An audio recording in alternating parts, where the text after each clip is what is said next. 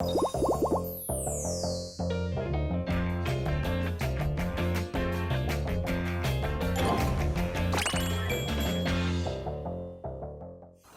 이번 순서는 불교에 관한 모든 궁금증을 아무것도 묻지도 따지지도 않고 자신감 있게 알려드리는 무엇이든 알려주마 시간입니다. 네, 이 시간은 불교에 관심이 있으신 많은 시민분들뿐만이 아니라 불자님들께 다양한 궁금증들을 들어보는 시간입니다. 여러분께서도 불교에 관한 궁금증이 있으시다면 저희 자연 스님께 물어봐 주세요. 자신감 SNS 밴드나 BBS 불교방송 자신감 홈페이지에 게시글 올려주시면 무엇이든 알려주마 코너에서 궁금증 해소해드립니다. 네, 그러면 오늘은 어떤 질문이 올라와 있을지 시청자 여러분들께서도 많이 궁금하시죠? 화면으로 만나보시겠습니다.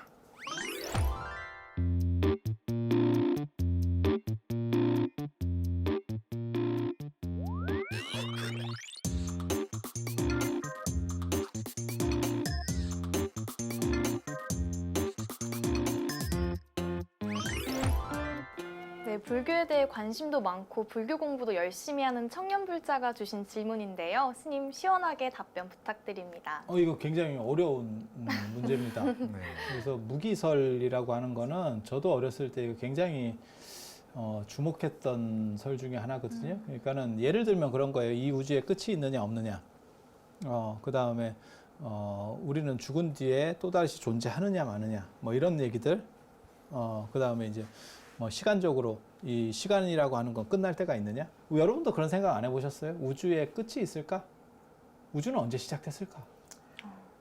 빅뱅 뭐 이런 거 네. 있잖아요. 네. 생각하다 보면은 생각이 끝이 깊어지고 없어서. 그러다가 해결이 보면 안 나죠. 배가 네. 고파져서 그다음에는 밥을 먹게 되더라고요. 근데 빅뱅설 같은 게 굉장히 재밌다는 생각은 안 하세요? 그러니까는 뭔가 이렇게 딱 터져가지고 시작됐다는 거잖아요. 네. 네. 그건 창조론적 관점이에요. 어딘가 시작점이 있고 그럼 네. 결국은 닫힌다는 얘기거든요. 언젠가는 갑자기 끝난다는 생겨난 얘기거든요. 거죠. 그렇죠, 그렇죠. 그래서 그게 약간 창조론적 배경이 있는 거고, 그걸 만약에 빅뱅이 터졌다가 어느 순간에 그게 다시 오므라들었다가 또 터졌다가 이러면 순환론이에요. 네. 그러면 그 빅뱅이라는 게 의미가 있어? 라고 하는 게 되는 거예요. 왜? 그거는 또 다른 게 닫혔던 결과에 또 다르게 터지는 거니까. 반복일 예. 뿐이니까요. 그래서 이게 굉장히 재밌는 문제들이거든요. 그래서 그런 생각 하다 보면 방금 말씀하시는 것처럼 끝도 없을 그런 식으로 문제가 털어져요. 그거를 중국 철학에서는, 중국 고사성어에서는 기우라고 하죠. 기나라 사람의 어리석음. 이제 쓸데없는 네. 그런 호기심 또는 기우. 쓸데없는 질문 뭐 이런 거네요. 이렇게 쓸데없는 걱정이죠. 중국 네, 네. 고사성어에 보면 기나라 사람하고 송나라 사람이 굉장히 얼빵하게 나옵니다. 춘추 영웅시대 때 기나라 사람하고, 왜냐하면 기나라 사람들은 하나라의 후손이에요. 하나라, 은나라, 주나라가 있는데 하나라가 망하고 은나라가 망하고 주나라가 들어서는 거거든요. 그러니까 하나라가 조금 이렇게 해서 제사라도 지내는 조그만 나라가 기나라예요. 네. 그 다음에 은나라가 망해가지고 조그만 나라가 된 게 송나라예요. 네. 그러니까 그거는 망한 왕조들의 어떤 조그만 지금 남아있는 잔존 양태예요. 네. 그래서 네. 얼마나 모질르면 나라가 망했겠어? 그래서 그 사람들이 이제 우습게 여겨지는 거거든요. 혹시 수주대토라고 들어보셨어요? 네. 네. 어떤 사람이 토끼 이렇게 보고 있었는데 토끼가 하루는 그 나무 구루터기에다가 이렇게 머리를 박고 죽더래요. 잘못 뛰어가지고 네. 거리 계산을 잘못했겠지. 그걸 보고 그 다음부터는 계속 거기 그 나무 밑에만 기다리고 있는 거예요. 토끼가 그거는 죽어 토끼가 죽기를. 올라가. 평생에 다시 오기 힘든 건데 네. 그냥 운 좋아서 그런 일이 한번 벌어진 거 정도밖에 안 되는데 그게 송나라 사람이에요. 다소 일반화의 오류가 있을 것 같기는 하지만 이제 그래서 송나라 사람을 이제 웃기게 묘사하는 거고, 그 다음에 이제 기나라 사람이 그게 기나라 사람의 어리석음이라는 뜻이거든요. 기후가. 네. 그래서 하늘이 무너질까 땅이 꺼질까 이렇게 걱정하고 있었다는 거잖아요. 네. 이게 세상이 어떻게 되면 이렇게 되면 뭐 어떻게 되는 거 아니야? 뭐 이렇게. 그렇지만 물론 그런 일은 있죠. 뭐 우리도 있잖아요. 지구가 언젠가는 멸망하겠죠. 태양도 식을 건데 뭐. 언젠가는 언젠가는.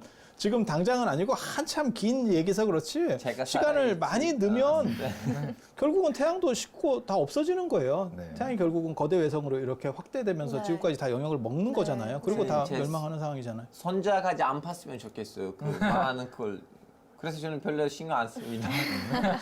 그리고 사실 태양이 식기 전에 인류가 사라질 거예요. 자기 복제 능력이 모든 세포나 이런 것들이 자기 복제에 한계가 있어요. 그게 종이 사라지는 이유 중에 하나거든요. 네. 그러니까는 뭐 자연 재해라든지 이런 것 때문에 쓸려가는 경우도 있지만 더 이상 복제를 못 하게 되는 거예요.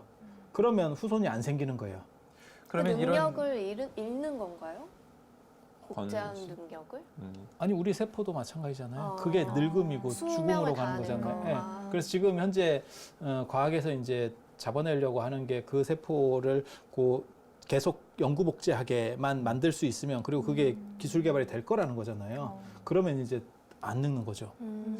수분이 촉촉한 상태로 계속 가는 거죠. 왜냐하면 어렸을 때 한 90% 수분에서 이제 한 60% 50% 하면 사람이 죽는 거거든요. 네. 그렇게 그게 늙어가는 과정이에요. 네. 그리고 그게 주름으로 나타나는 거고. 지금 TV를 보시는 분들이 거기에 해당하고 있죠. 근데 부처님께서는 이런 아까 전에 말씀하신 이런 기후, 네. 뭐 우주가 과연 언젠가 망할까 이런 것들에 대해서 부처님께서는 뭔가 말씀을 하셨을 것 같은데요. 그런 것은 이렇게 생각해라라고 말씀하신 게 아니 있을 것 이게 같은데요. 되게 재밌는 얘기예요. 이게 되게 재밌는 얘기고 얼마 전에도 사실 그 얘기가 있었어요. 굉장히 뉴스가 됐었던 게 블랙홀을 찍은 사진이 네, 공개가 네. 되면서 블랙홀이 드디어 블랙홀이라고 하는 게 무슨 가능성만 얘기가 되던 것들이 실제로 이제 막 눈으로 볼 정도까지 됐다. 근데 어쩌라고? 그 생각 안 해보셨어요? 하긴 가끔 그런다고 세상이 바뀌어? 네. 나사에서 무슨 천체를 지금은 발견했다 이런 세계사에 안 건데 바뀌지만 스님 왠지 20년, 50년 이후에 아니 그게 뭐 화성에서 나타나는 일이고 뭐 달에서 나타나는 일이고 그다음에 무슨 막 운석이 막 이렇게 와가지고 지구랑 부딪히려고 해요. 그러면 이게 좀 문제가 있을 것 같은데 이런 생각이 드는데 어디 있는지도 계산도 잘 안 서는 너무 먼 데에 있는 블랙홀이야. 그게 우리한테 다가오고 있는 것도 아니야. 어쩌라고? 그런 생각이 안 들어요? 들죠. 나 내일 출근해야 되는데 그거랑 무슨 상관이야? 이렇게 되죠. 뭔가 지적 충족? 그래서 둘 중에 어디를 선택할 거냐라고 하는 이야기를 하는 거예요. 그게 내나 이 얘기예요. 네. 그러니까 이게 말룬케푸타라고 하는 사람이 부처님한테 이제 물어보는 거거든요. 이 세상에 끝은 있습니까? 없습니까? 그 다음에 시작점이라고 하는 건 뭡니까? 뭐 이런 얘기들을 다 물어봐요. 물어보니까 부처님이 뭐라고 대답하셨냐면 이거 진짜 웃기는 저도 처음 보고 굉장히 뭐 이런 식으로 대답하는 방식도 있냐 이랬었어요. 현기증 날 것 같아요, 스님. 어떤 식으로 대답을 하셨는지 얼른 알려주세요. 내가 그런 거 가르쳐준다 해서 네가 출가했냐? 그렇게 말씀하셨어요, 부처님께서. 아, 우리는 그 계약 관계는 없잖아? 근데 왜 나한테 그걸 물어봐? 오. 그러니까 뭐라도 대답을 해줬을 것 같은데 네. 전혀 엉뚱한 대답을 합니다. 이게 그러니까 그런 건 아니죠. 이러니까 그걸 안다고 그래서 네가 사는 행복하고 관련이 있냐? 이렇게 물어봐요. 네가 지금 사는 거가 바뀌어? 그거 안다고 그래서? 혹은 너의 깨달음과 관련이 있는가 뭐 이렇게 여쭤보시고 그리고 또 뭐라고 얘기하시냐면 내가 어떻다라고 설명을 해준다고 하면 네가 그걸 검토할 능력이 되냐? 너는 그냥 믿음의 문제일 수밖에 없잖아. 너는 그냥 내 말을 네. 믿고 신뢰할 거냐 말 거냐인데 그거는 참지식이 아니야. 결국은 너는 검토할 수 있는 상황은 아니고 그렇다 하니까 그냥 그런가? 라고 하는 참고 자료만 할 뿐인데 그런데 정력을 다 쏟고 에너지를 쏟아서 네가 네 본질을 못 보잖아. 이렇게 얘기를 해요. 아니 이게 서양 철학에서도 나오는 문제예요. FK라고 해서 판단 중지. 그러니까는 결정할 수 없는 부분에 대해서는 판단 중지하고 끊어버리는 거예요. 네. 이거를 계속 끌고 가는 게 아니고 이거 계속 끌고 가봐야 답답하기만 하다는 거예요. 네. 근데 이 생각을 서양 철학보다 훨씬 빨리 이 양반이 하는 게 무기설이에요. 네. 그리고 뭐라고 비유를 들어주냐면 이 비유가 굉장히 많이 들어본 비유입니다. 불교인들은 많이 들어본 비유예요. 그게 이제 전유경 화살 얘기거든요. 독화살을 맞았어. 네가 독화살을 맞았다고 가정하자.